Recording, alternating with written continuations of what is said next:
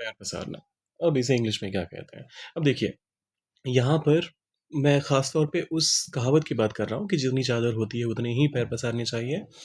और इसके लिए इंग्लिश में भी एक इडियम है, live within ones means.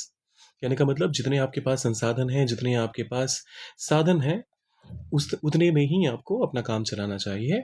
Financial restraint के तौर पे इसका इस्तेमाल किया जाता है और अक्सर जब कोई आपसे सलाह आपको देना चाहता है, तो इसका इस्तेमाल करता है। एग्ज़ाम्पल के लिए पहला स्टेटमेंट कहता है, हमें अपनी आमदनी के हिसाब से ही पैर पसारने चाहिए।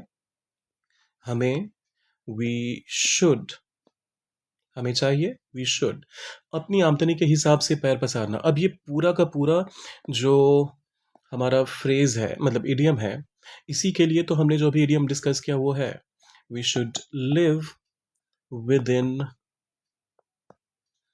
Our means. Simple,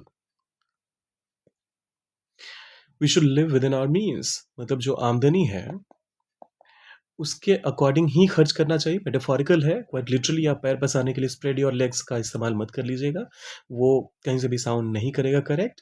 so we should live within our means. कुछ और एग्जांपल्स आपके लिए, उसने ज़रूरत से ज़्यादा खर्च करके मुश्किल खड़ी कर ली। He created trouble by not living within his means.